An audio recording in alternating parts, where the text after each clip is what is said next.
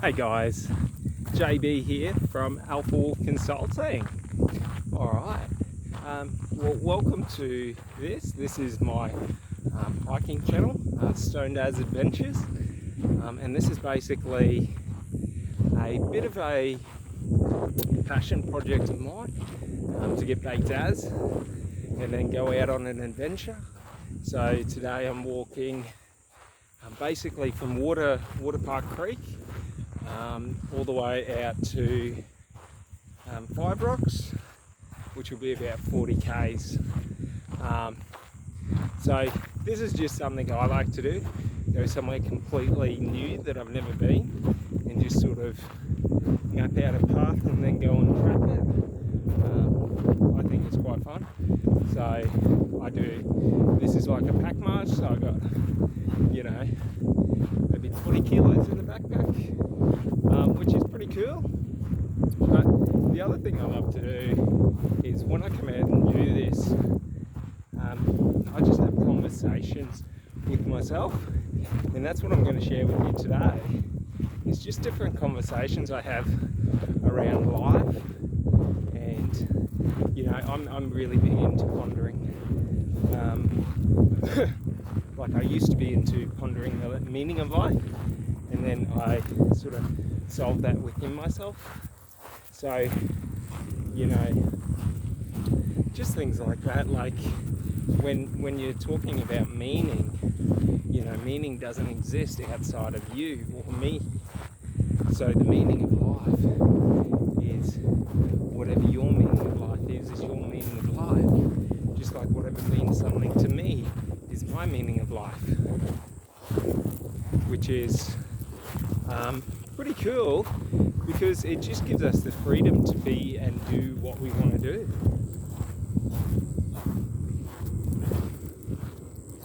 And a big thing for me with this hiking is hey,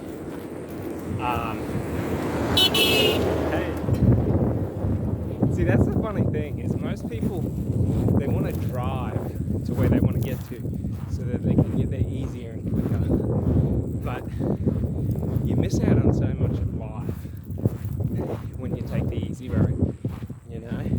Take the easy road to happiness.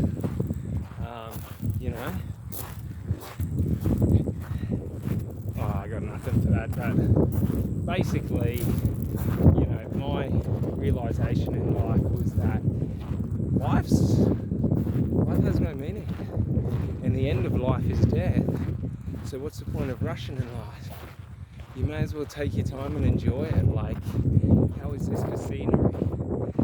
That's another big passion of mine, is seeing different scenery and just seeing the mountains and the trees, feeling the breeze. And it comes back to for me personally, an understanding of like sensation and quietening your mind and appreciating every sensation that your body receives. So like the visual sensations, when you look at a mountain that's just glorious and it puts you in awe, and like, when you feel the wind just rolling over your body, and it's a really good thing because these, like by quieting your mind and focusing on these different sensations, and this is one thing I love about getting out into nature. It always gets me right in there, but basically when we're able to do that, we're able to shut off our thinking part of our mind, and it sort of puts us in a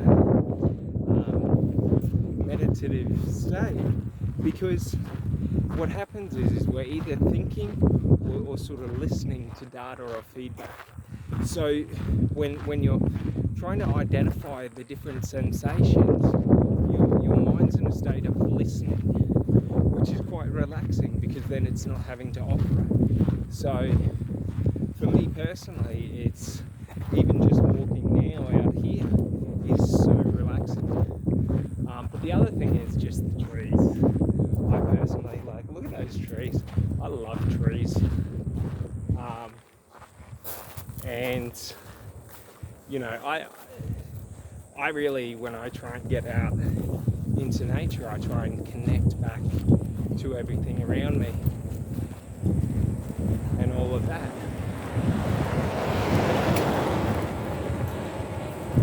So a funny thing is like, for example, Joe Dispenza talks about this a lot in terms of like energy transference, that they've done tests where they measure, basically they put a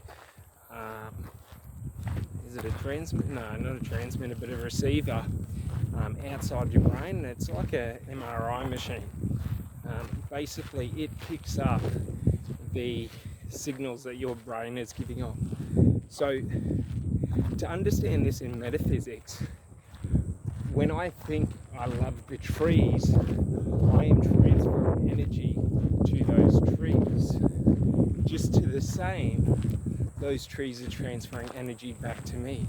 So like when we understand this, that there's energy all around us, but like everything's created within our mind. So every thought we have, we broadcast to our external environment. So a cool thing you can do is when you get out into nature is to just like love the trees. Don't feel fear when you're in nature or in the wilderness. Like feel connected to everything around you. The animals, the plants, the trees, the insects. I'm not the biggest fan of spiders, so if we come across spiders, that won't be fun, because they have a nasty habit of putting themselves at head level. Now you don't want to walk into a spider web like and bang straight in your face. I've almost had that happen a couple of times, and it is freaking terrifying. So I have one rule, and that is we don't disturb spiders. We just leave them be, and we just find our way around them. So typically for me, that's why I like these nice big roads, because usually it's pretty more chill without spiders. Whenever I go off-road, whenever I run into a spider web, I've got to turn around and go back, stuff that, because you just like you don't want to, I'm pretty sure those spiders believe in like the castle wall, where their web is their castle and they'll defend it with deadly force.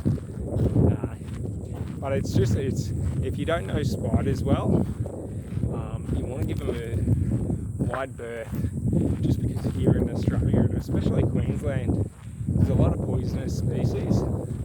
So that's a key thing. You see snakes and spiders, you just give them a wide berth, and usually they'll leave you be, and it'll be pretty chill.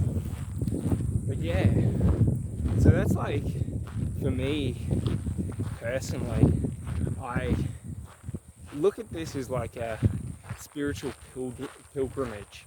So like, if we think back to ancient times, people used to go to spiritual places to basically worship. And for me, life and the universe is my God. So like, going to new places that I've never been and celebrating is like a sense of worship.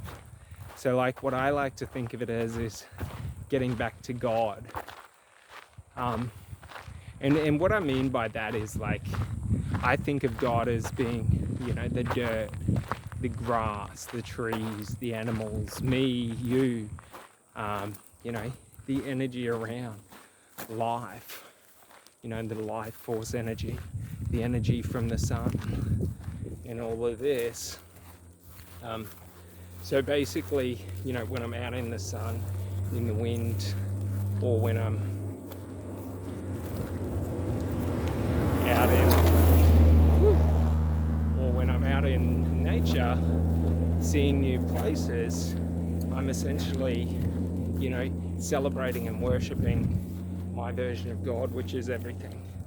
which is really good because it just helps me personally center and really helps me get my focus in, because it's so easy to get distracted in society,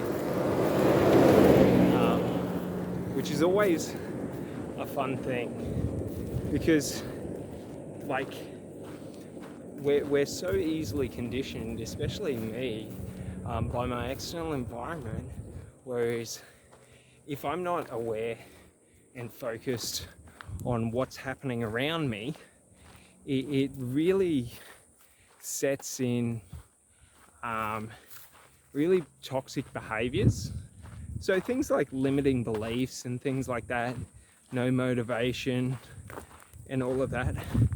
So, that's why I love coming out and sort of pushing myself, because, this will be 40k there, but, usually at 40k's my legs lock up, but, so it's sort of like we're going to have to push ourselves to get back, which is a really awesome thing, and it's pretty fun.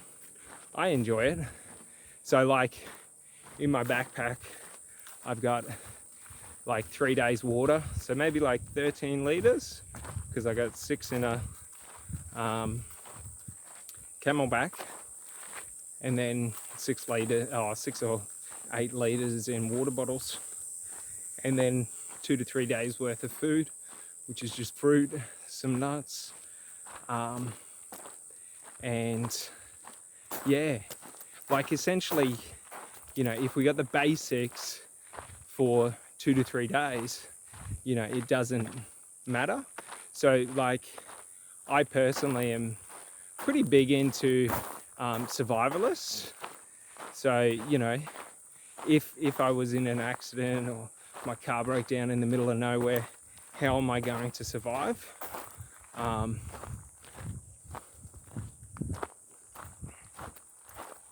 So like for that, I like to practice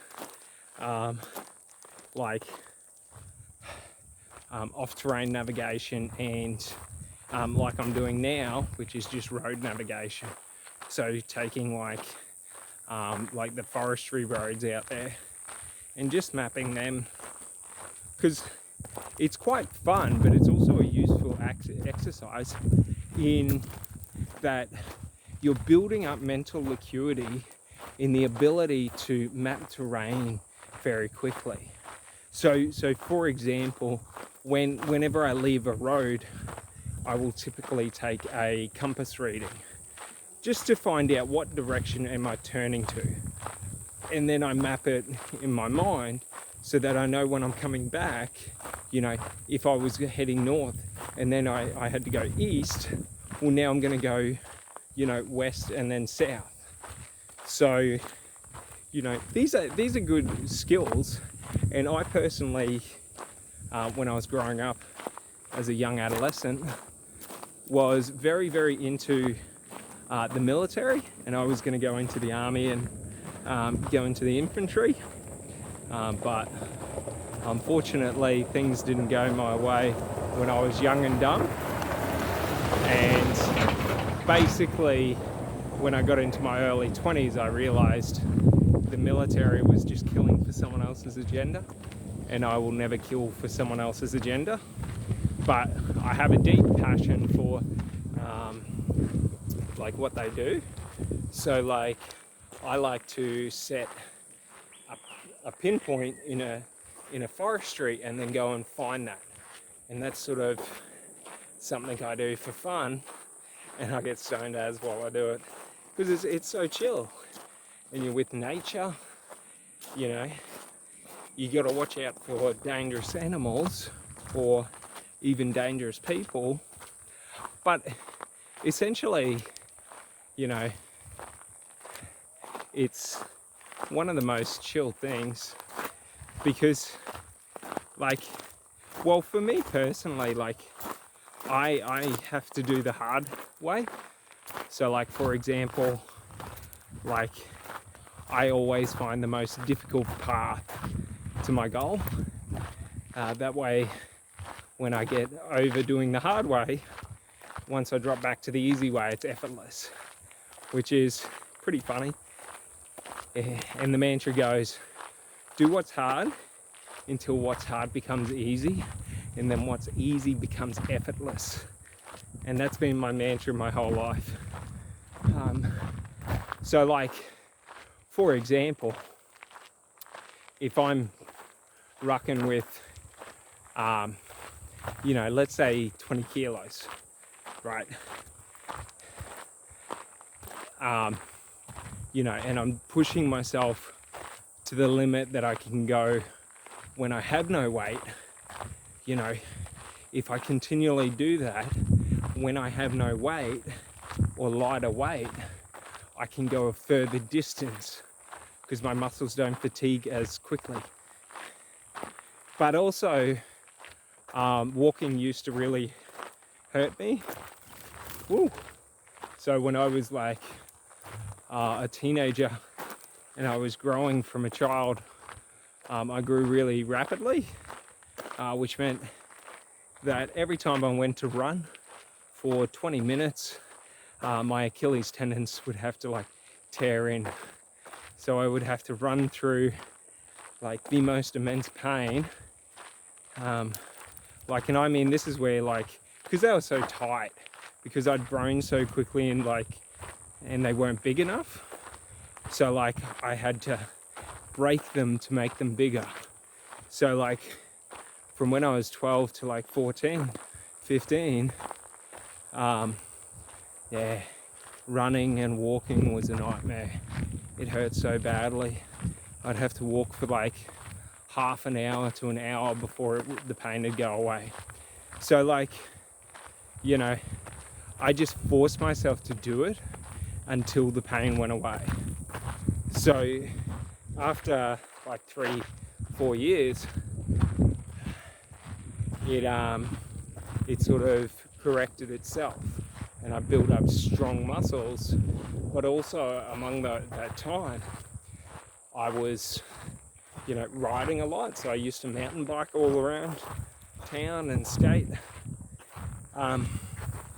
So I was always doing stuff. And this caused my calves to grow at a fast rate because I was doing so much. Like I'm talking like 12 hours a day riding a bike around. Just doing random stuff. And, so like, as a teenager, among the Achilles tendon pains, whenever I walked or ran, I had immense growing pains in my calves every night, to the point where like I used to cry myself to sleep because it was just so painful.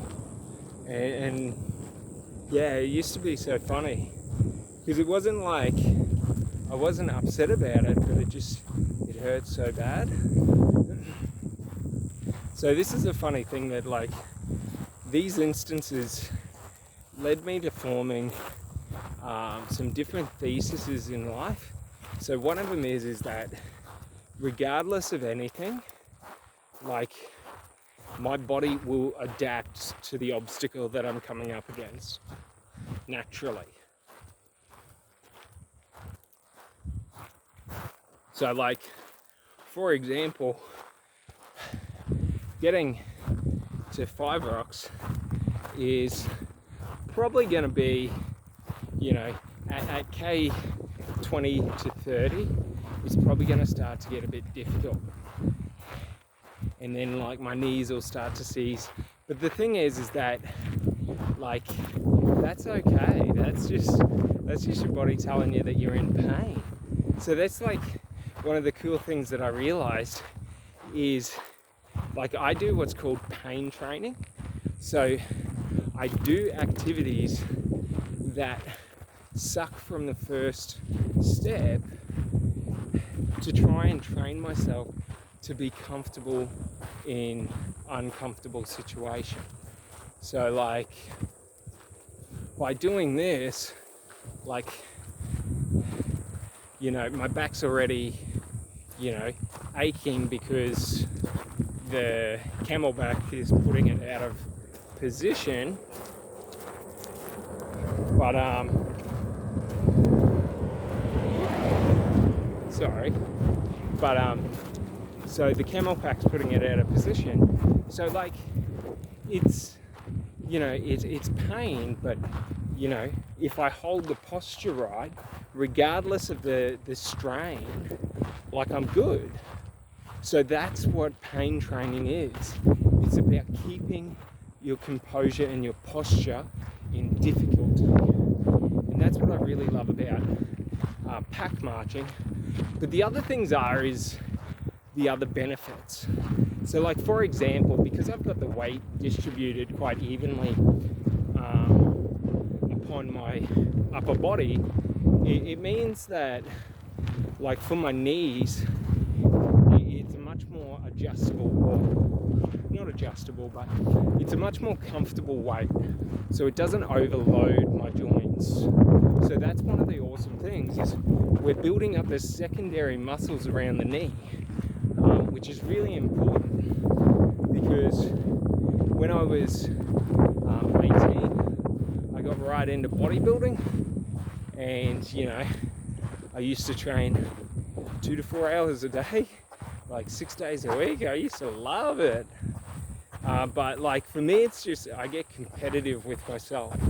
So like, I always look to push myself, you know, like an inch or a millimeter. And then I just keep doing that. And then after I do that for a while, I start forcing myself to push meters and then kilometers. You know what I mean? And it's sort of like, that's, you know, that used to be my game. So I used to work out, and like, I did, you know, visualization conditioning, behavioral conditioning, environmental conditioning. So like, I used to create visions, especially when I was running, because like, I also have asthma. So like, it's not that running's difficult, but like, my airway tends to close up. So, you know, I'll cough and it'll be hard to get air in. The cure to that is just nasal breathing and doing deep breathing and breath work, because, you know, that's something that strengthens your sinuses, and it strengthens your airways and your lungs. So it's sort of like, but for me, when I push through about 2 or 3 months through the like the running, what typically will happen is my chest and all that will expand, and it won't be as difficult, and it'll take more intensity to get to the point of my asthma kicking in, which is funny, because it shows me that it's a like, it's because it's not being worked or developed enough, so it doesn't operate or function at its ideal. So like, if you think about it like this with asthma, it's like, when I have exertion on my airways, my, you know, airways think that I'm exerting too much energy, and they can't keep up. So you have to train them by pushing them and saying, you know, regardless of how much oxygen I have, I'll run until I pass out. And that used to be my mentality. But how I used to push through was, I used to just go into these meditative states, and especially for running, I used to, because I was so into the military, what I visualized was, you know, my best friend or my like the guy next to me in the trenches getting shot, or being out on patrol and one of them being shot, and I've got to chuck them on my shoulder and then run back. And the choice is, in that moment, if you run, they may survive. If you cease to run, even for a second, you guarantee death. You don't know how many are coming behind you. You don't know where they're at. All you know is you have to keep pushing forward. So this would be my mantra and this would be my visualization, to the point where I could block out any exertion, to where I could go. And what I call it is I let my subconscious take over. And my subconscious is called the beast. And the reason I made this identity for my subconscious is because, like, I had to go to a place where, like, no one else could go, because, like, you know, my childhood, you know, growing up, my external environment was very violent. So, you know, fighting and assaults and things like that were commonplace. And there was a lot of aggression and a lot of racial aggression. So, you know, I had this, I guess, conditioned belief that I always had to be better than people physically. So, like, I had to train twice as hard as other people, because if I'm put in that situation of life and death, I have to make sure that I have the conditioning to get through it. So, like, you know, this was my mentality when I trained. So I never trained, like, I trained to get fit and ripped, but, like, I trained to be able to defend myself. So, like, you know, I built up, like, you know, my shoulders and all the striking muscle groups and things like that. But yeah, it's just funny how your environment conditions you and you don't even realize it. Like, growing up, my environment conditioned me to be violently aggressive, that, you know, if someone went to disrespect you, you had to then go and beat the shit out of them to show others that you don't disrespect me. Because if you didn't, all the vultures would come and try and pick at you. So what you had to do was you had to put down any and all threats, like, immediately and viciously. So, like, you know, it's sort of that coupled in with my like when I was training for the military, I mean, I was training my mind for the military. Like, I was training to kill people, learning how to defend myself, learning different martial arts and different fighting forms, and basically pushing my body to the limit to be in a position of, or a state of apex. That's what I seek in life. Apex is like being in the top 10% of your possibility. Like, where can you get to, you know? Because the thing is, walking down the street, you don't know when people are going to try and victimize you and attack you. So, like, you've always got to be in this position of being capable and competent. And that's what apex is, capable and competent. You're able to endure any amount of pain, any amount of exertion. You know, you're able to competently strike back. You're able to put down threats. And basically you're able to, you know, pacify the situation. And that's, like, a important thing, because a lot of people just outsource that to the police. And that's just, like, it's so wrong, because then no one takes responsibility. And then things like domestic violence and all these other, you know, negative behaviors emerge.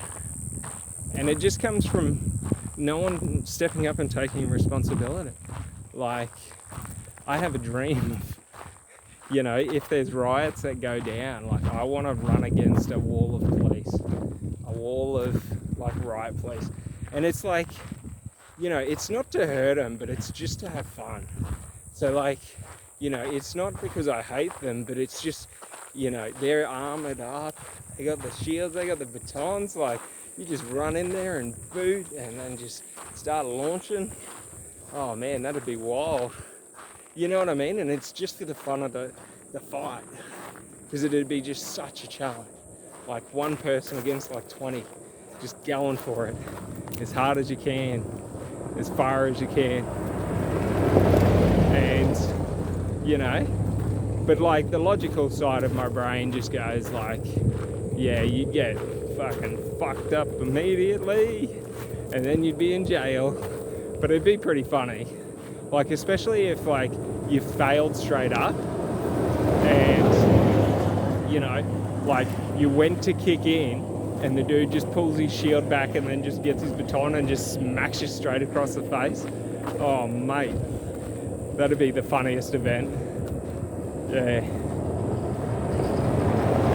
But, yeah, no, like, that's what I mean. Like, it'd just be so wild. But it'd be like the principle of just like being willing. You know, many people say that they would be willing to stand alone against, you know, a large amount, you know, and when it comes time to do it, they don't. You know what I mean? And that's always been like one of my recurring fears while I was younger, was to be a coward. Because I was put in situations when I was a kid where I had no choice but to be a coward. Like when you're 8 years old and you have a 38-year-old man who's been to jail for multiple assaults, threatening to bash and murder you, like you don't really have much, you know, physical strength to even do anything about it. So like, you know, like I had a fear, and to overcome this fear I had a rule. And it was like, it was always like, if someone puts a gun to my head, I'll pull the trigger for them. You know what I mean? Like it's that level of integrity of like, I will not cower in the face of death regardless of the odds. Because regardless of the odds, regardless of what happens, I will never, you know, surrender while there's life in my body. Like, and, you know, just a will to fight until the last. Because so many people talk about like, you know, it all sounds good, but like when you get to the nitty gritty, like when, like my biggest fear is always being in a position where you can't do anything. Like where your hands are tied, where, you know, you might be bound and gagged. Like, so like the key to that is you really got to be hyper aware to not get put in those situations. So like, especially with, you know, like in Australia, we're pretty sweet because everyone's so chill, but across the world, it's getting pretty crazy with like, you know, in Europe and stuff, you've got the sex trafficking, which is so terrible. And then you've got like, you know, South America, you got the cartels just killing everyone. South Africa, you got the racial violence. So it's like, you know, there are so many places where it's just almost pure chaos. And that's what I love about getting out into nature. Especially like the places that I go, like this walk now, okay, 99.99% of people are gonna drive it. Woo! Whoopah! Yeah, 99% of people are gonna drive it. So, like, I don't have to worry about, you know, people, like, yeah, someone could drive up on me, but no one really cares about me. You know what I mean? Like you don't have to worry because most people are just doing their thing and enjoying their life. Like, so many people get so in their own head that everyone is coming to get them.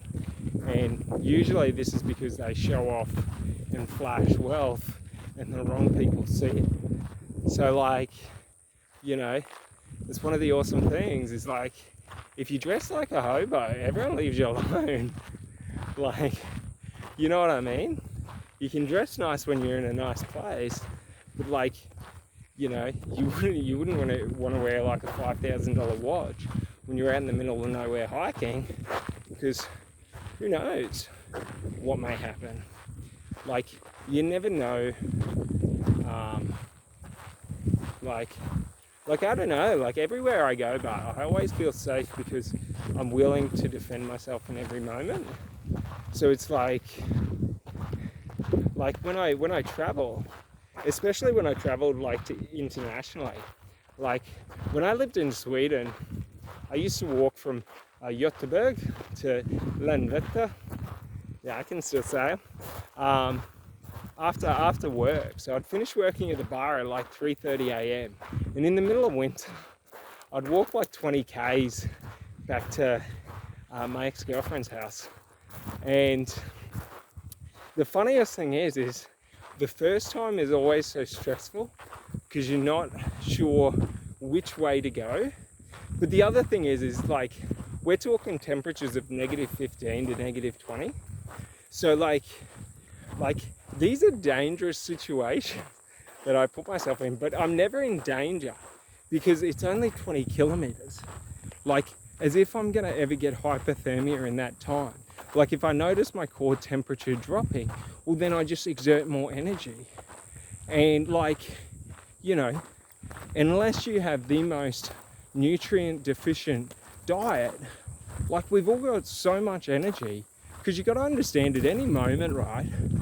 You think you're using maximum exertion, we're only ever using 10% of that potential exertion. So like, an important thing to understand is like, when you think you're giving it your all, you've still got 90% in the tank. So it's just really about understanding that and getting into how do I adapt, or how do I get the extra usage out of my muscles, or the extra energy out of my body. Now I'm pretty lucky. I got ADHD, so that means I have like unlimited energy. So even like when I'm at my most drained, I'm only ever about 20% drained. So I can always just keep going forward. And that's one of the things, is you don't learn how to unlock that potential until you take the action of pushing yourself beyond your capabilities. So like, that's one thing I love to do.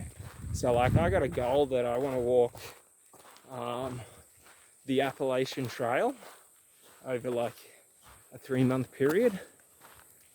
I reckon that would be so cool, like 3 months out in the middle of the wilderness. But like, mind you, as soon as I get to America, I'm finding out how to get a gun, like either that or a hunting knife or a crossbow, because there's no chance in hell that I'm going out into those woods without a way to defend myself against animals or people. Because like, you listen to some stories and like there's some sick fuckers that do some weird shit, especially out on those trails in America. And it's like, you never want to be in a position where you don't have a weapon to defend yourself when you need it. So like, another weapon that you can have is distance. That's one of the best weapons in a fight or in a confrontation. If you can get distance, the likelihood of the attack decreases.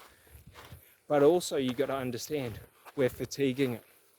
So if we're able to, we have a higher conditioning, then what will happen is, we'll be able to fatigue them to a point where, either we can escape or we can attack and overpower them.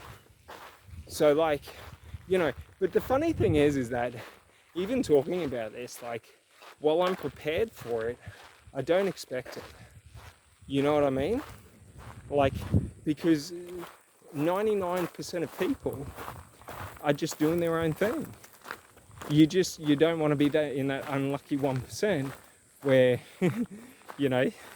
you come across someone doing something wrong, or, you just come across the wrong person at the wrong time. Like, you never know what's happening. Like, someone could be on an ice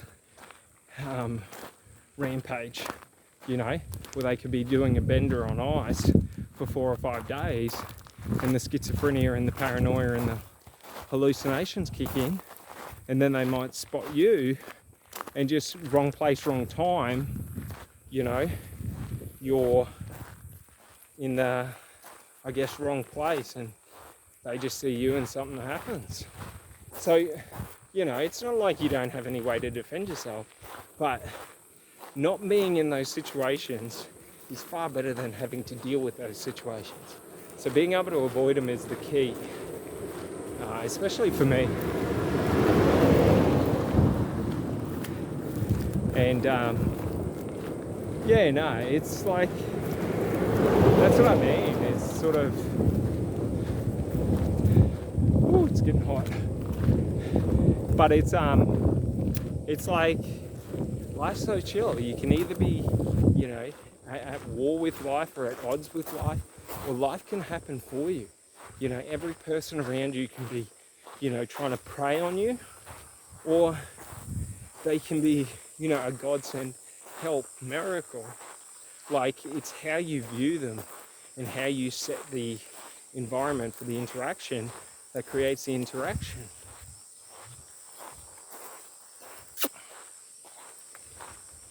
Or that dictates the interaction.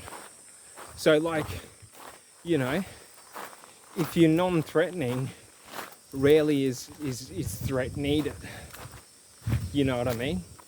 So, like, you know, if you promote that you're an agreeable person that's reasonable, and you're, you know, you're not,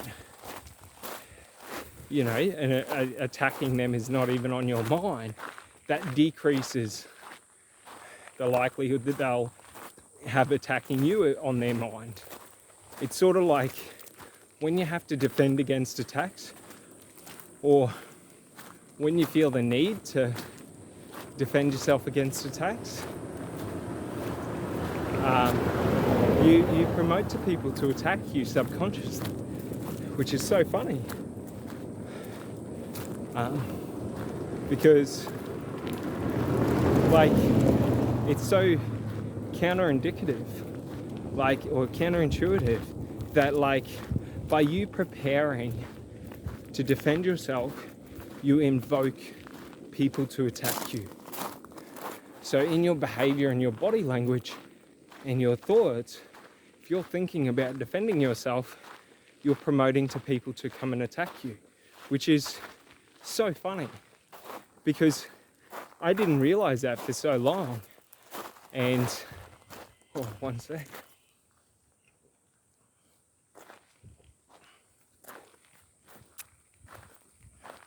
Yeah, I didn't realize that for so long.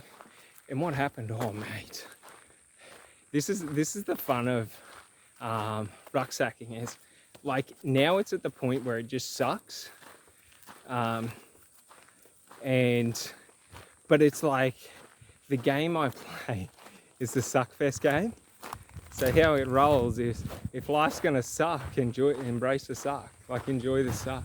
So that's one of the key things, is that even though I'm now in, you know, discomfort, like, if I keep progressing forward and I'm positive about my progression, so it's not that it sucks in a negative way, but it's like, you know, like, it's intense. But also, what we're able to do is we're able to disassociate pain from the negative emotion. So that's one of the things I like to do with my pain training, is I aim to teach myself how to disassociate, like, pain and negative. Like, right now, like, I'm in pain, but it's not like it's an unbearable, damaging pain. It's an uncomfortable pain, but my body doesn't really understand pain. So my brain's just trying to say that, you know, there's a lot of stress on here for, been for a long time. And it could be like circulation and things like that. Whoop. But the key thing is, like, if you just keep pushing through and you don't focus on the pain and you sort of just ignore it, it'll go away. Because that's the key thing, is that pain is just a sensory signal. So if we flood our brain with other sensory signals, so we start to notice the trees a bit more, take in the breath of the wind, like, feel the wind on your body. Like, if we do this, we're able to then focus, because you think about like your brain is like a computer, right? So it's got so much processing ability. So if we force the mind to process new data and we flood it with new data, it sort of ceases operations on the old data. So like, that's one of the key things. But the other thing is by pushing through it, you realize that it's not as bad as you think it is. So while it's uncomfortable and while it's, it sucks, and it's a strain, it's sort of like, it's okay. Like, that's what it was meant to be. It was never meant to be anything else. So like, it's getting used to that. And over time, you build the muscles up. Like, that strain is just the muscles in exertion for a long period of time.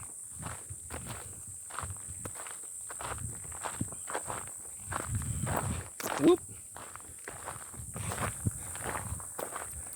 Oh, I don't know.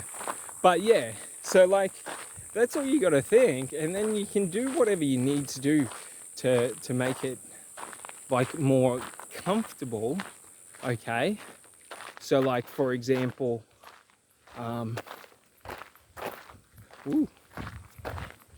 this bloody thing.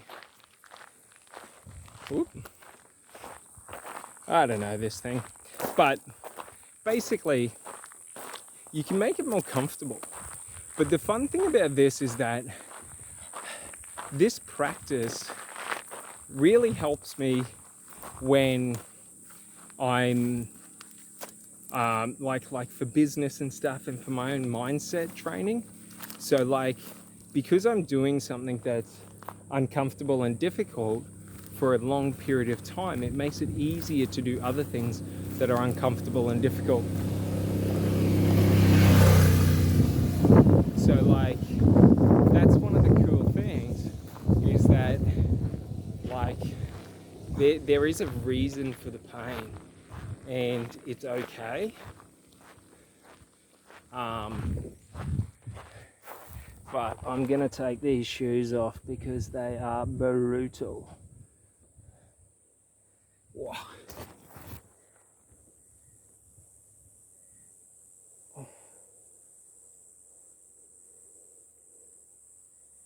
Woo.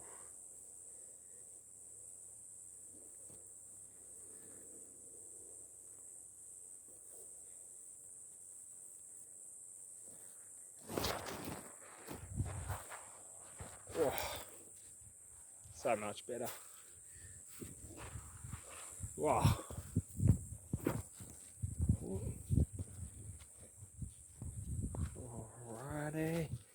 Alrighty. Sorry about that. Oh.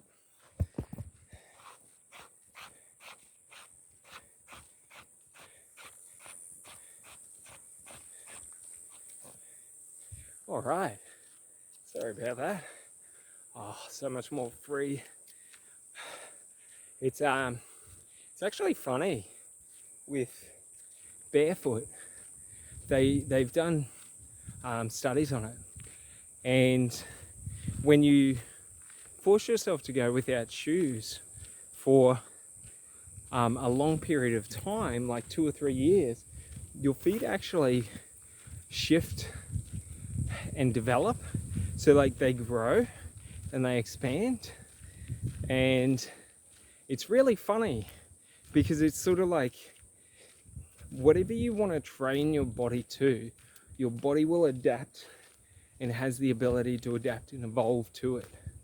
So like, it's the same with your mind. So like, anything you want to do in life, anything you want to learn, anything you want to accomplish or anything, you can accomplish it in not an instant, but basically you can accomplish it if you just put your mind to it and you just believe you can. Whatever the outcome you believe is the possibility, is the likely possibility, will be the outcome you move towards. So like, that's a really cool aspect of life that I've learned, is that, oh, no one's coming, is that by understanding where to direct your focus and how to direct your focus, you're able to accomplish anything you want in life. And for me, like personally, like, this is what I seek to accomplish. So like, you got to understand that dream life that you want and that you dream of and that you aspire to have, you can have it once you're ready to just be it. It's just the actions, the doing.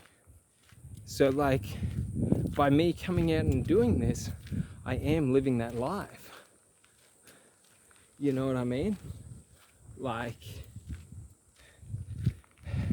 so like, for anything in life that you want or that you desire, or, you know, that you're obsessed with or into, you naturally, whatever outcome you believe is the outcome that's possible, is the outcome that you will create. Which is so wild, because like, essentially anything and everything is yours, and the reason you haven't gotten what you want is because of you.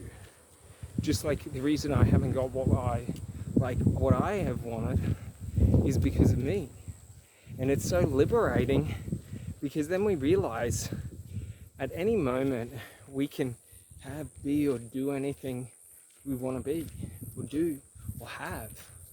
So like it's just a choice, and it's a choice to, you know, embody that person through action, through worship, you know, worshipping through the actions you take. So like, for example, if you want to be successful in business, it's like, what you have to do is worship business through the actions you take within your business. You know, how much effort do you put in? How much do you spend or do you invest to learn and improve your knowledge? How much do you invest into your team or into the systems? So like, but it's still the same in life.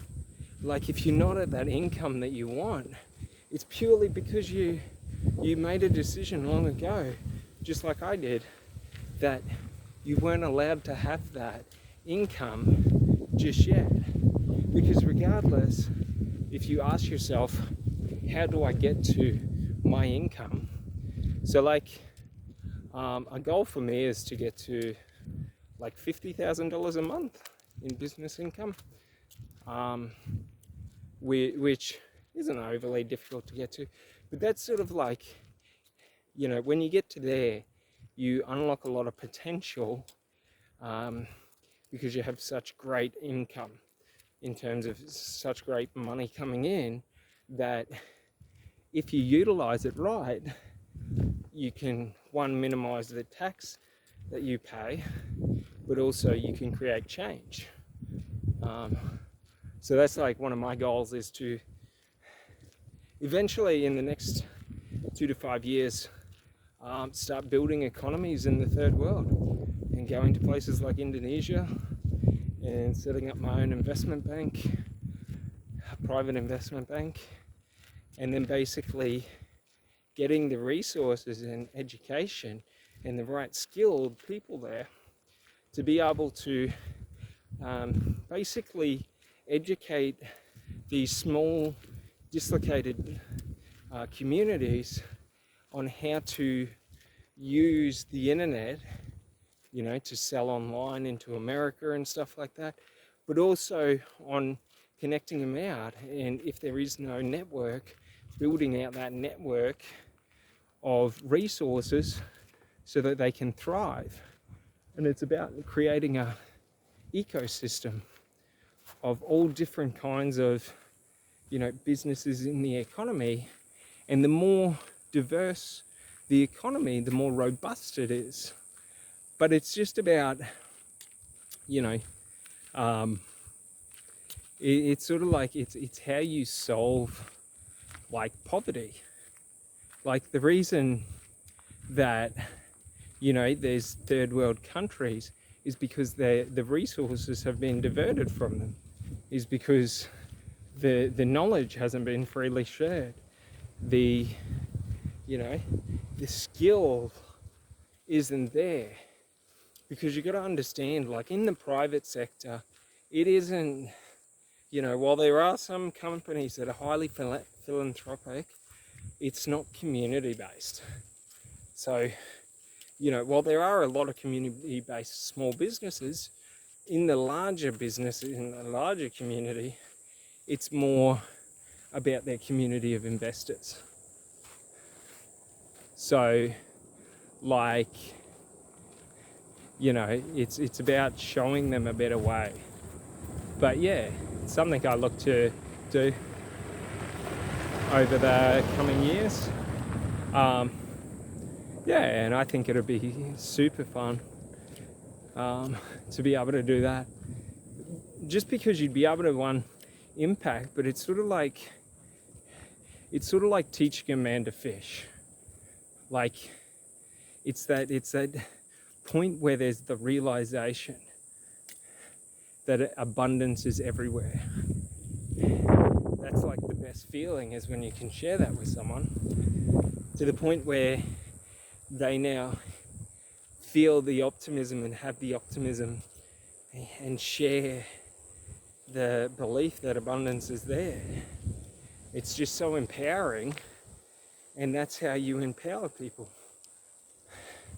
Because that's one of my goals, is to help empower and uplift people. Just because, like if you're going to do anything, like, wouldn't you want to do that? Which is, you know, it's just a personal thing that I enjoy doing. And it's sort of like a standard that I try to keep within myself. But like, you know, if someone's an arsehole, you know, the way I look at life is there's two versions of me.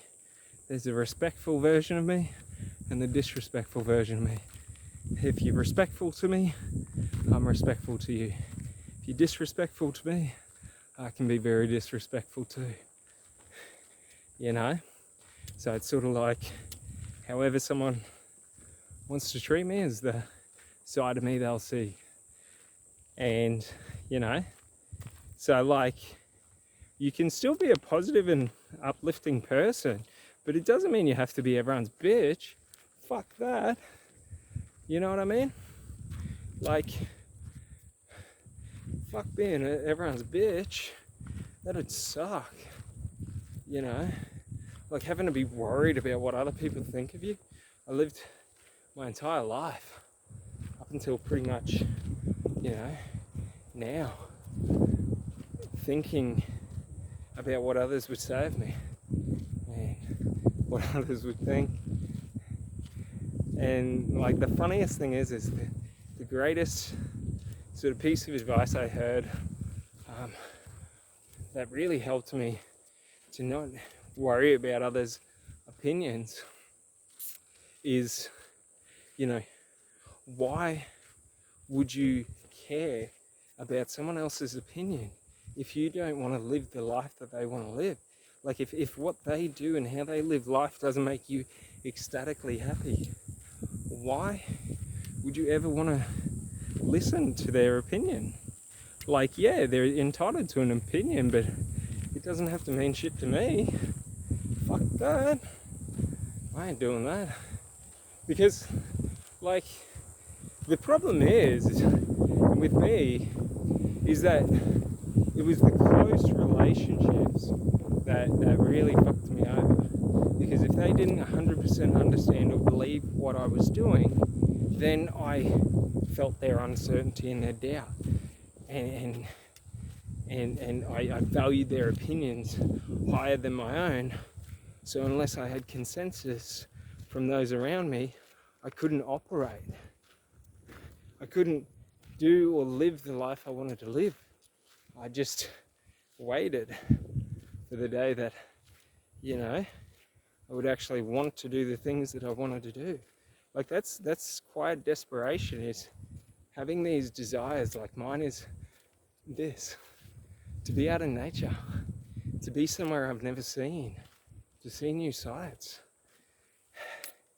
And like all I ever dreamed of was doing this. This is all I dream of in life.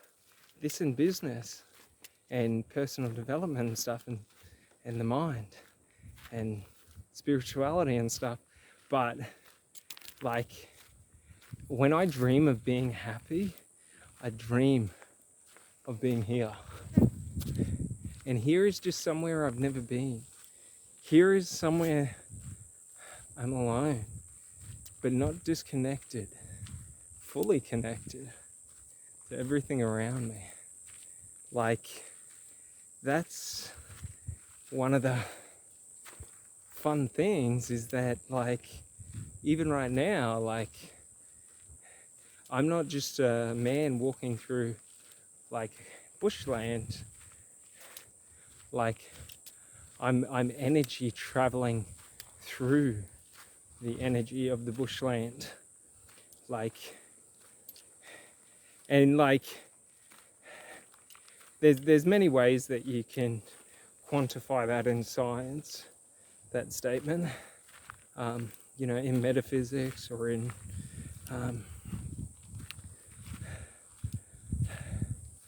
wow, it is so damn hot. You know what I mean? That's the fun of Queensland in Australia, is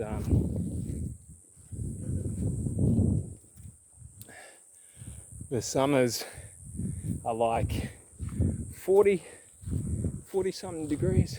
It's only probably like high 30s today, but it's like, oh mate, with the humidity, it's just like you could cut the air with a butter knife.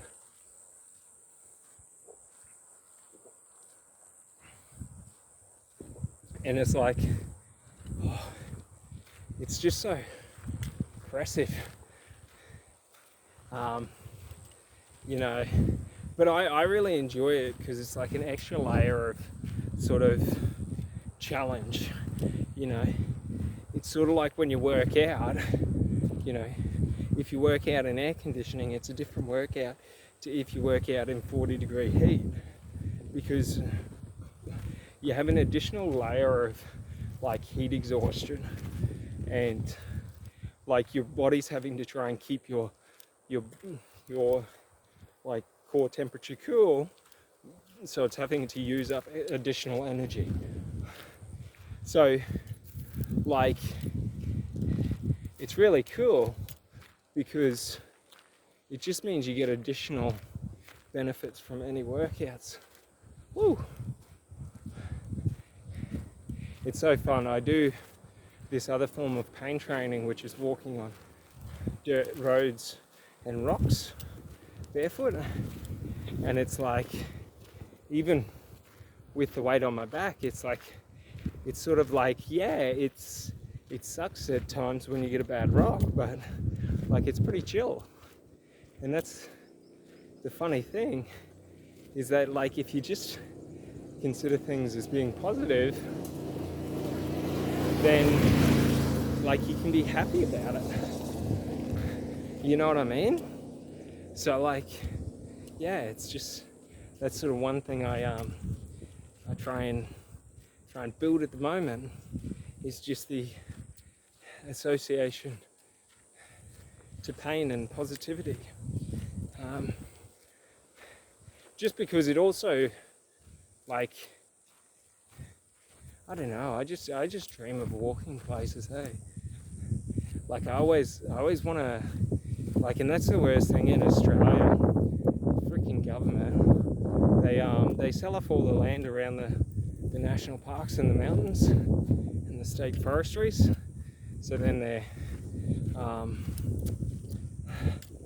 like basically the land around the national park is all private property, and a lot of them don't let you go in there. So like, yeah, there's so many mountains that I dream of climbing to the top and just seeing what it looks like from up there.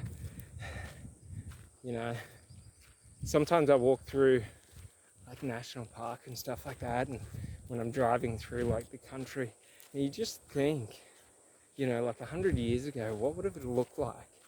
You know, what would it look like, you know, hundreds of years ago? You know, because there would have been like, you know, the animal trails would have been the main walking paths, and you know, all these different things. And it's so crazy because it's sort of like, yeah, because you got to think people still got around. You know, they walked and they had horses, and it's like, it's a different kind of travel, because you sort of like, you have no choice but to be in the elements while doing it. And that's one of the cool things, is because like it sort of forces you to be in nature. But a funny thing is that like for so much of our history, like we were under the stars. So like at night, especially on like full moons and things like that, like people, and you see it in tribes and, you know, native communities, you know, at night they have fires and they dance and they celebrate and they have feasts, and like, you know, they're not in watching TV. And it's so funny because like we only experience half of the day, and then we shut ourselves away for the night.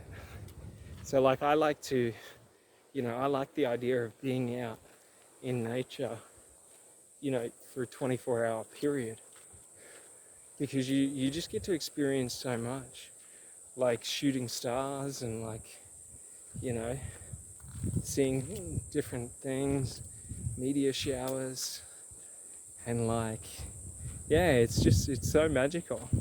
And that's one of the funny things is like people, I don't know, I feel like a lot of people, from talking to them, like they're so afraid of nature. And it's like, especially when I go out at night stargazing, it's like it's so peaceful, you know? Like, yeah, if there's a brown snake, that's going to be a little terrifying if it tries to bite me, because they're kind of poisonous.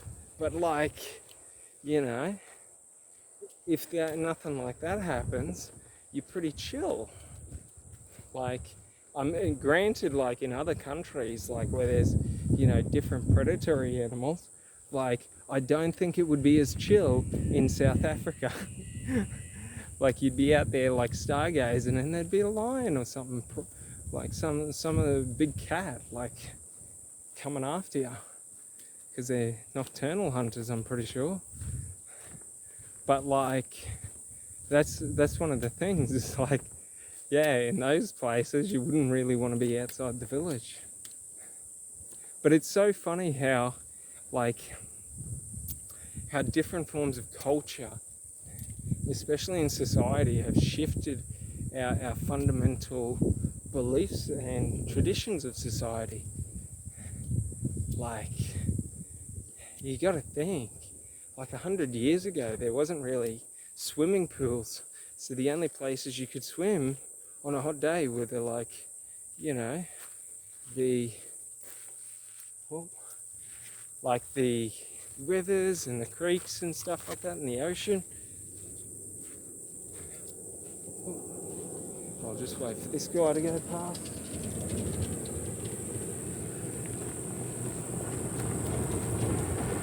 don't know. It's always so funny because like these days people aren't used to hikers, like especially here in central Queensland, like because it's so hot, like traditionally people don't really hike, which is so like I think it's crazy because you miss out on so much fun. But like, man, it's so funny because people always ask me if I'm all right, and I'm like, yeah, bro, can't you see the backpack? Like, I've got water for days, food for days, emergency supplies, fire starter supplies. Like, wow, whoopah. And like, yeah, it's always so funny like that. Like, it's so nice of them, but like, yeah, it's just so funny to see how society has gone. Ooh, this goddamn thing.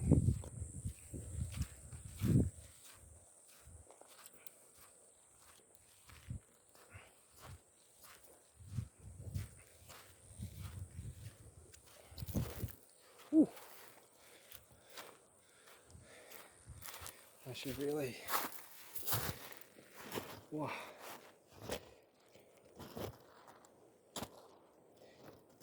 Tie my shoes into my waist strap.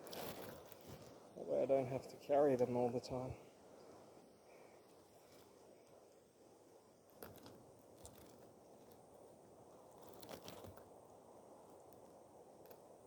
And yeah, oh, fuck me it's hot. And the worst thing is that because it's so hot, like you can't really wear shirts. Because like right now, like I am pouring sweat. And like, it is so hot. Woo. Woo.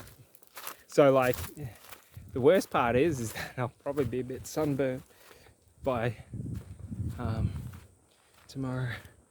But that's alright, bit of coconut oil solves everything. It's actually the funniest thing. I always find, literally, if I put coconut oil on after being out in the sun all day, like by the next day it's just a heavy tan. So chill.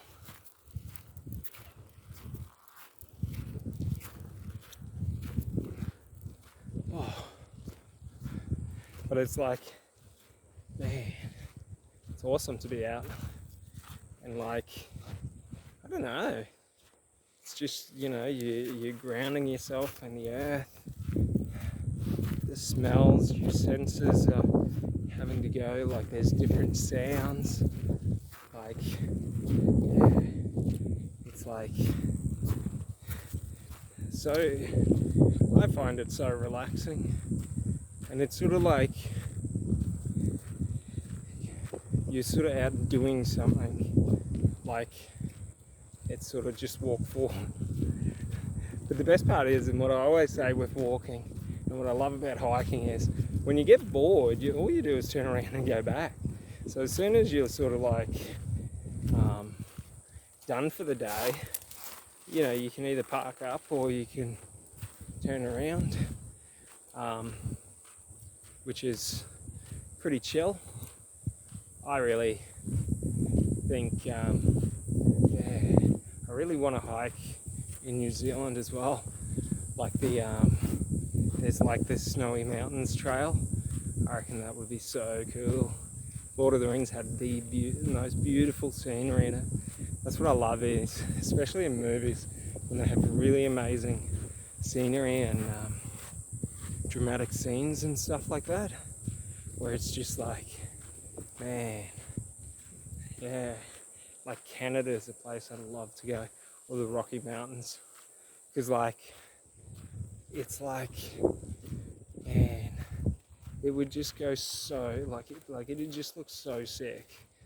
Like the scenery and the backdrops would just be like so good. But that's what I mean, like there's so many places like Afghanistan, Iran, like they would have like the most beautiful terrain. Man, they have like, yeah, it's wild. Like there's so much of the world that like personally like I want to see, and like, yeah, like I just want to see what it's like there, and experience like the climate and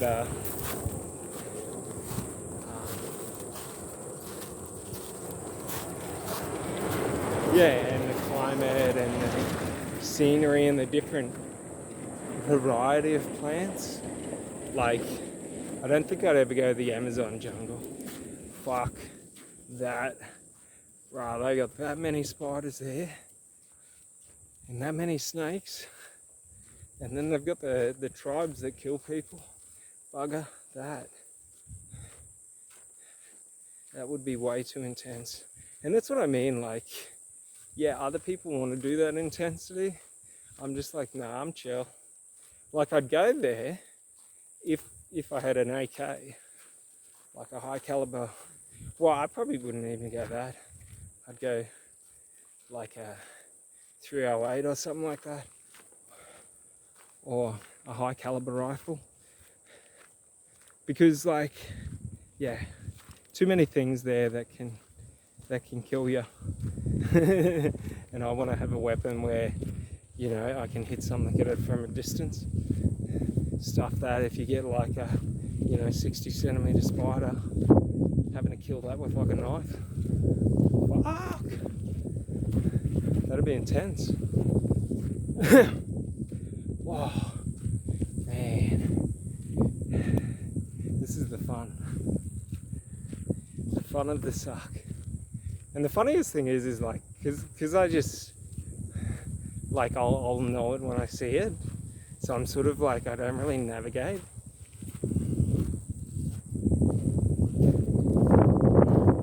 In the terms of like, if I stay on this road, eventually I'll reach the destination. So like, yeah, it's always so fun because like, especially with pack marching,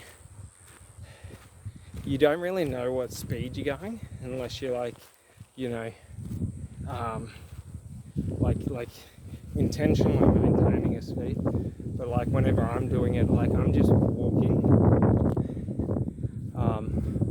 So like, yeah, I don't really check the time, or like you sort of just get disassociated from everything.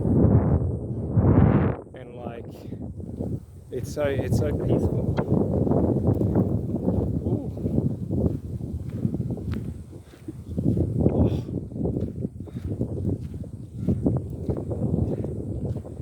But like, yeah, it's just one of those things.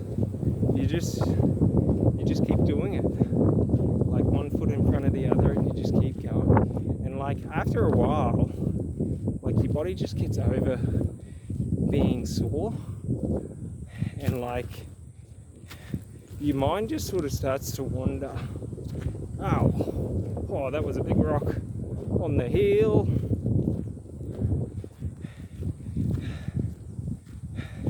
But it like, it's so taxing.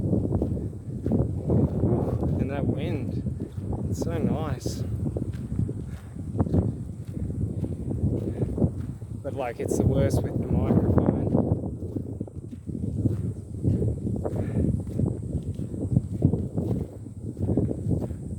Oh, that's like one of the worst things about like when you try and film by the beach is just like, you get wind all the time, and like it just kind of sucks when you gotta walk into it. But like, I don't know, I don't really care too much about the audio. Like, you just cut that audio part out when there's wind and stuff like that. Oh, whew.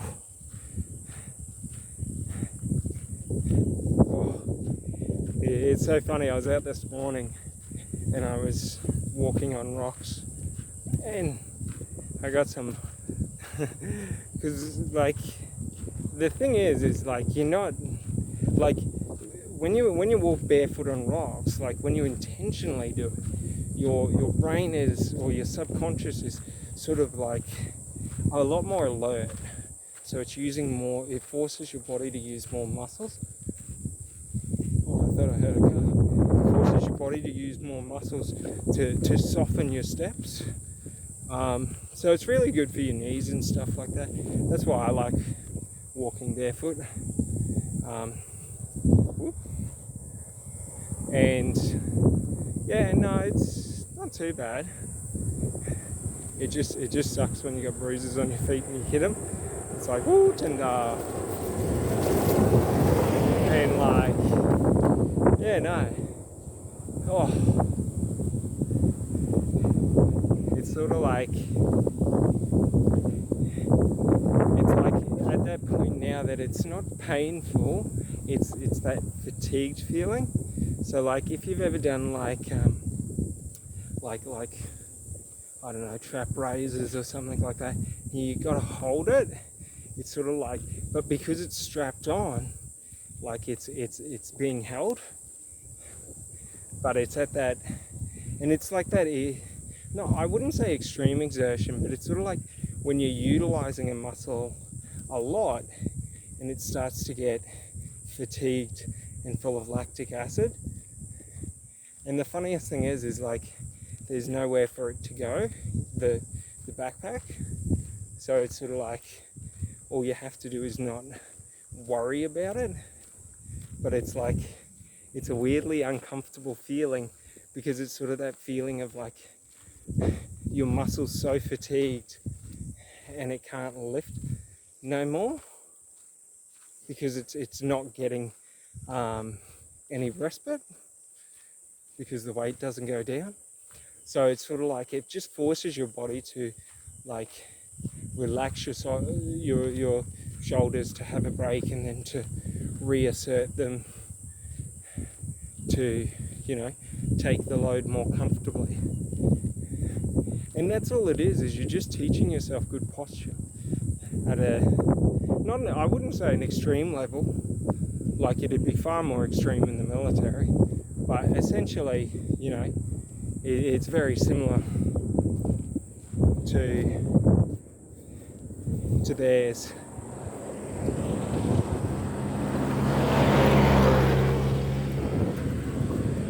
Yeah, it's very similar to theirs, like maybe half the weight, if that.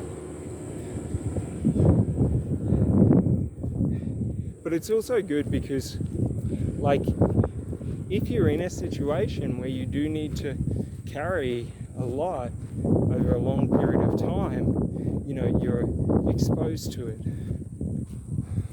and you're used to it. So like, that's what I really like about it.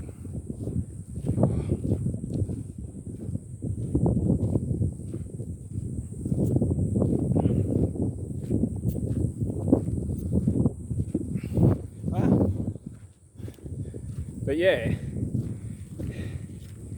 and it's sort of like the fun part of the game that I like of ruck marching is pack marching is it's the, how do you keep yourself positive and in an upbeat mood, you know, because that's sort of like, the distance is quite a while. So like 40 k's, we're talking maybe 6 to 7 hours of walking. So I think I'm like maybe an hour or two into it, or 2 or 3 hours into it. So maybe halfway. But it's like, it's that internal narrative, it's that monologue that's going on. And you know, the reason I really try to train this is because when soldiers are in combat and in firefights, okay, this is what you have to do. You have to be able to take control of the monologue and keep the monologue coherent and positive, because you don't want to slip into fear and then start reacting, because that's when you usually overlook things, because you become narrow-minded or narrow-focused. So like, it's sort of like how, regardless of, you know, the exhaustion, the pain, whatever, how do I keep myself progressing forward but positive in each progression? And like, the way I like to do it is, I love like listening to the birds, watching the birds, you know, looking at the grass, like the greenery around, and you know, trees and stuff like that. Like, it's sort of like, but it's also in just like getting your mind. And that's one of the cool things, is that like, because you're trying not to think about what you're doing, and you're just trying to let your subconscious take over, and you're sort of trying to distract your mind, it's sort of like when you can distract your mind,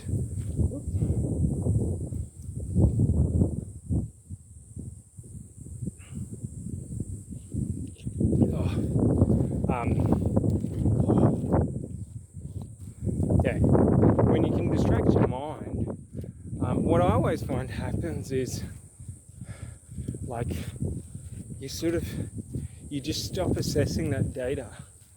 And so what I like to do is, I like to think about or ponder different like aspects of life. Oh, I hear someone coming fast. But yeah, I like to ponder different aspects of life,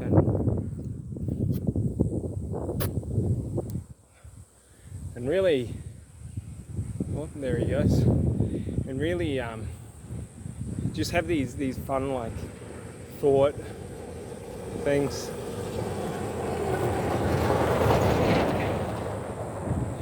One sec, it's just another one coming. Yeah, so I like to, like, just ponder, like, different, like, things, like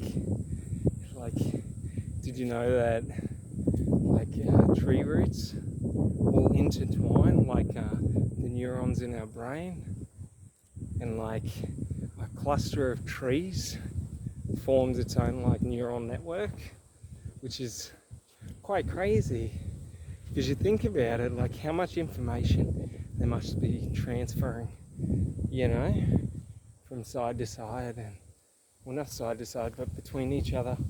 Oh man, I'm getting fatigued. And like, it's crazy like that. Like, when you think about, like, we barely even understand anything in nature, like, truly understand it. And it's like we can only describe things.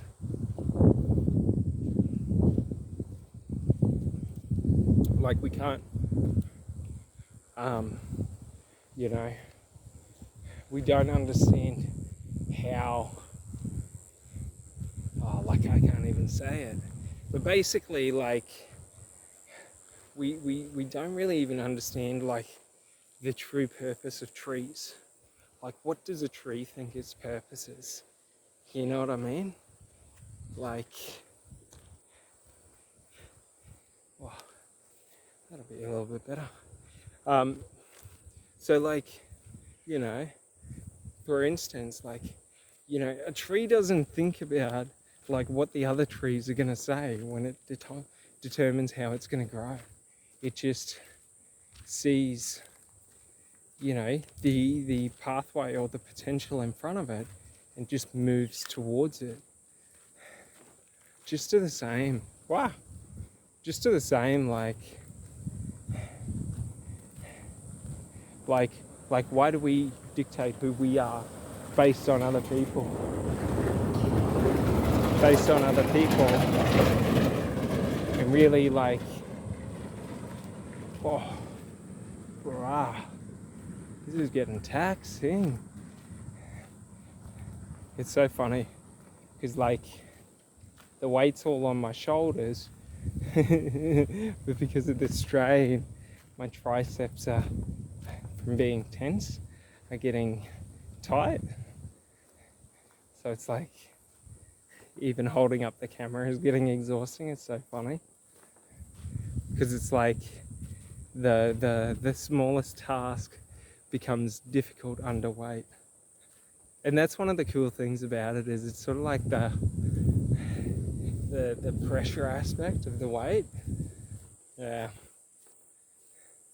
But it's like, I don't know, it's so nice out. But it's like, in my mind, I'm just, you know, dreaming of my goals to get to the beach, and I'm gonna hang out by the beach for a bit. I'm a little sketched out on the beach. Not that I think that there'll be crocodiles there, but because of where we are in central Queensland, like, there's a lot of saltwater crocodiles here. So, like, you always want to be wary, especially because saltwater crocodiles are, like, they're a true predator. So, like, if they notice you in their territory, they will. Sorry, I'm just trying to get this under. So if they notice you in their territory, right, they will start stalking you. And it's crazy because for like 40 to 50 minutes, they can stay under the water. And they can sit like 30 to 60 centimeters under the water and still see out on the land. So it's like, yeah. And they won't watch you for like a couple of hours. No. They'll watch you for like a day or two. They can even watch you for up to a week. They're one of the only animals that understands and remembers the different times of the day. So morning, midday, afternoon, night, and all of that. So like, what they do is they remember all the times you go down to the water bank and when you go down. And if you're always going down in the morning, one day they'll be waiting there for you and bang, they'll strike out at you. So it's like, but the other thing is like, being a predator, they are, you know, like, if like, sometimes it can just be wrong place, you know, wrong time. And like, you know, they might be moving from one water source to another, or looking for small game or something like that, and, you know, come across you in a sleeping bag. So like, that's one of the downsides. Like, it'd be the same if you're in like America and stuff like that, with like bears and wolves and stuff. But it's just so terrifying because, yeah, if like a, you know, a 12-foot crocodile or a 15-foot crocodile or even a 20-foot crocodile takes you, like, there ain't no you. Like, if they get you into the water, you're done for. Like, yeah, like, that's one of the things with it, is that you really got to watch out when you're around water. Whoop. But yeah, like, when you're around water, you really got to watch out, just because you're in that proximity of convenience. So like with people, the more distance you have from the hazard or the strike zone, or whatever you want to call it, like the safer you're going to be. So for example, with big crocodiles, the further you're away from them, the less likelihood there's an attack because of the energy that would be required. When if they wanted to, they decided to expend that energy, they could every day of the week get you, because like they can run like 20-30k an hour. Like they can launch 1.8 meters in 1.3 seconds. I'm pretty sure it's 1.3 meters in 1.8 seconds. Oh. And like, yeah, it's crazy like that, because like, yeah, that's sort of what I mean by like, if it's night and you're asleep on the beach and the crocodile's coming past, like every day of the week they're going to attack you. Like every day of the week, because like, yeah. So like, yeah, that's one thing like I always do, is try to like distance myself as much. So like if I do camp out tonight, like I wouldn't fall asleep. I'd just crash out and build a fire and, hang out and stuff like that. But like, yeah, no, I wouldn't sleep. And that's sort of like one of the fun things, is when you do like sort of hang out all night and stuff like that. Yeah, it's just so awesome. And then you do a dawn hike back, and usually it's super chill. Oh man. But no, it's like, I don't know, it's so nice out. Oh, but like, yeah.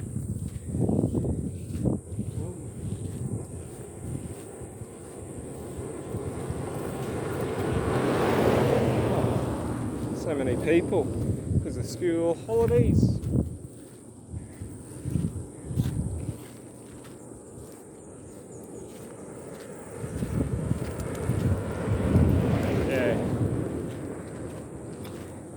It's always so funny whenever I'm walking or like hiking, like it's always so funny because I always feel like people are judging me, and it's like you're judging me for doing something difficult by choice while smiling. Like, that's the thing. It's like, I always love doing difficult things, but you got to be able to smile while you're doing it, because like, if you just tell yourself that difficult is fun, then it just becomes fun.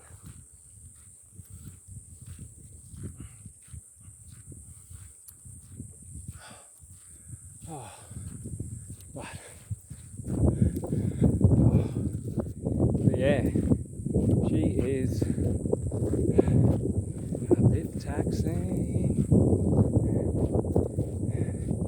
But like, I don't know, I enjoy that feeling of, wow, every time I try and fix this, I just love that feeling of,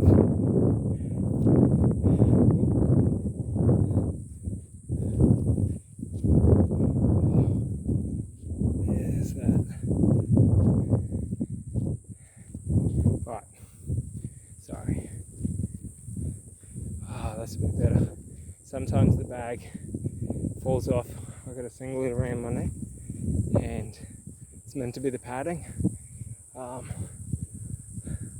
think it's doing, every time I try and change things, I think it's doing more strain than it's worth. But when I don't have the thing on my backpack, the singlet under the backpack strap, ooh-wee, she starts cutting away. It's like a sandpaper saw. Could you imagine trying to saw through someone with sandpaper? Mate, that would suck.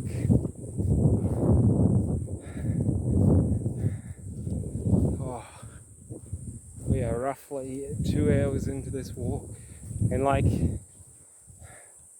it's one of the fun things is like, because I'm starting to feel fatigued now, it's sort of, son of a bitch, it's sort of like a marathon. Ooh, where it's sorry, just getting my straps set.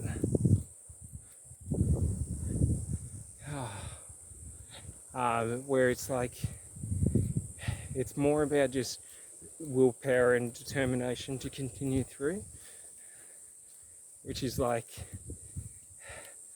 sort of like the psychology games. And that's one thing like that I always really like loved about long distance, is like, especially when you do like extreme long distance, like it's so relaxing, but then it's also like so mentally draining, because like you constantly want to take breaks or stop, but it's sort of like you just push through.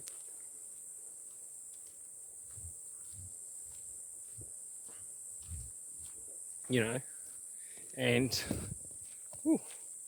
so long as you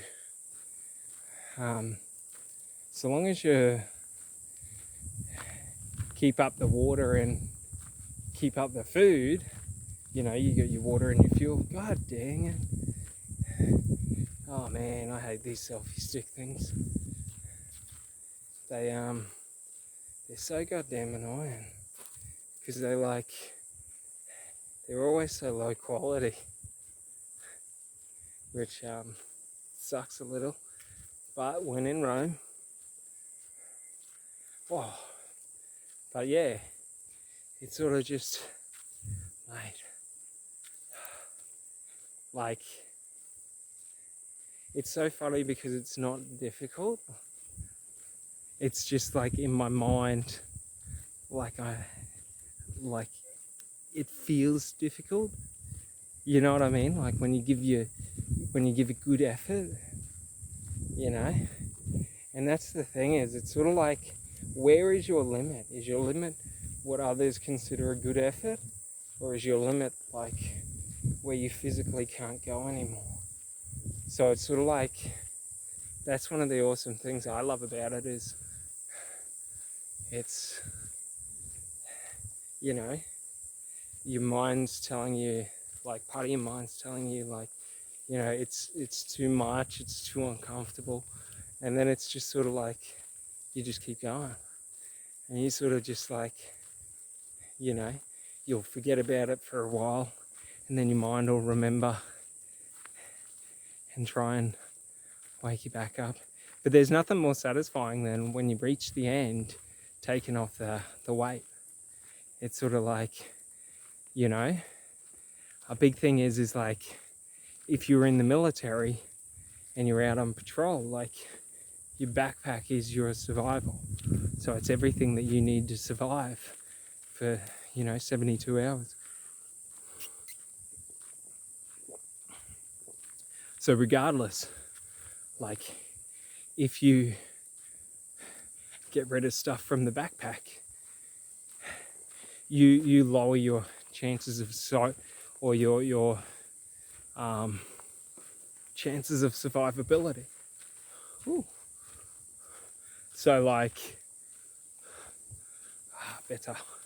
So like, that's the thing, is it's the mental game of, well, you know, you need the stuff, so it's sort of like, the weight's not going anywhere. There's no, if we could lower the weight,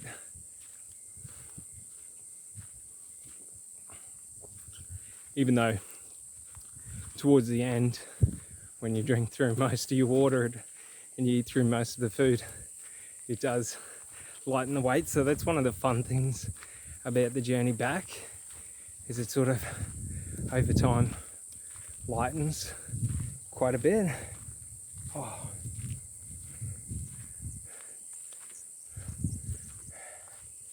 And it's sort of like,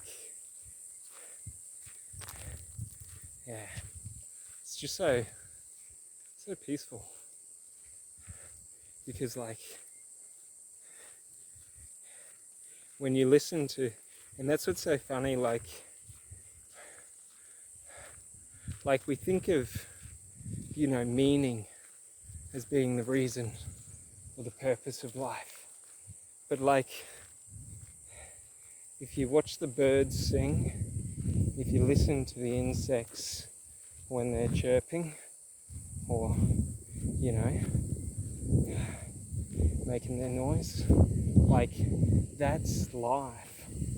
Life is a mixture of everything. It's nothing important, you know, but it has all the meaning. Like, it's the small things in life that are the meaning of life. So like, and I was really bad for this. Oh, my shoulder lifting up this selfie stick. Whew, mate, that's a workout and a half. But like, yeah, for so long I tried to find meaning in everything and tried to find like point to everything. This had to be this and that had to be that. And like, the funny thing is that like when you can slow down and appreciate and, you know, make sacred the small things, the things that people think is insignificant, like the grass growing, or the trees, or the insects, or the birds, like the wind. Like so many times people try to, like, well, they don't try to, but like so many times people get deluded into the material side of life or the physical side of life, and they lose the aspect of the spiritual side of life. And that's, you know, like one thing I've come to realize in the past couple of years is really getting into spirituality and stuff is that, you know, like it's making everything sacred is how you feel, you know, like blessed. Like if you want to feel blessed, like everything's sacred. The good, the bad, the ugly, what goes right for you, what goes wrong for you. Like, that's the thing. So like we gotta be like thankful to everything that goes our way, and just as thankful to everything that doesn't go our way. Woo.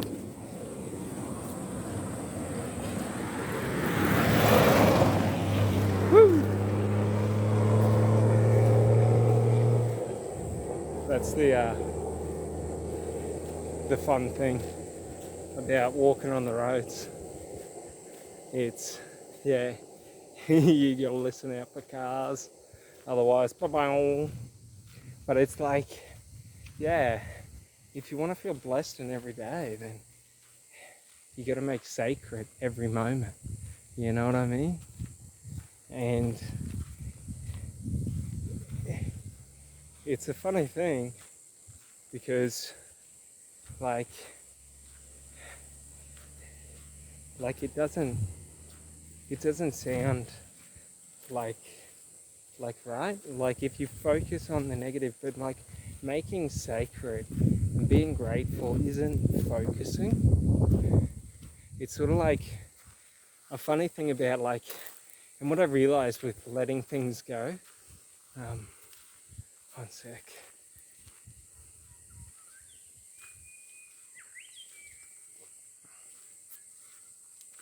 Yeah, so,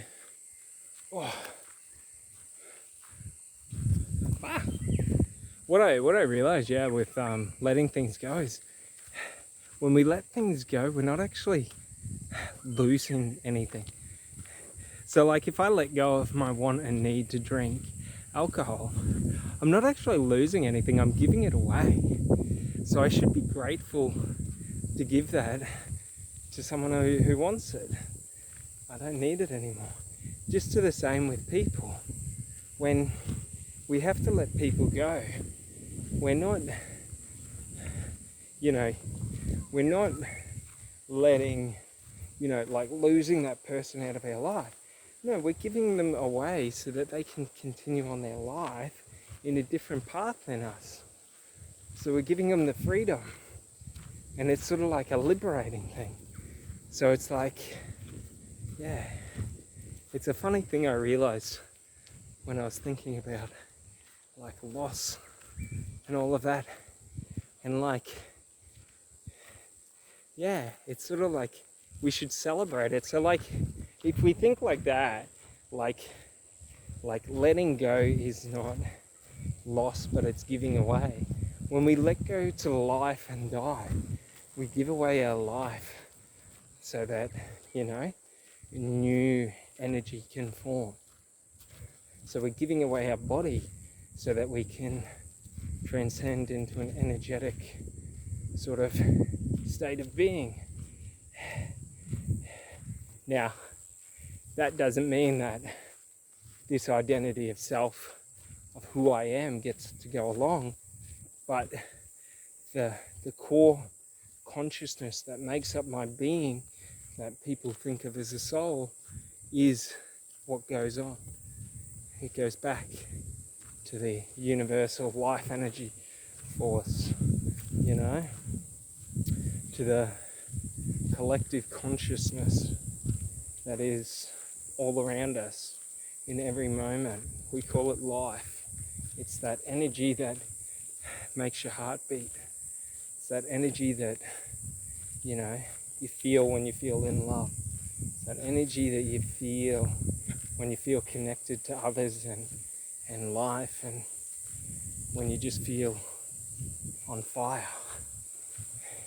That's what we go to be after we die. But we don't get to take who we think we are with us. We just get to be who we are. So like,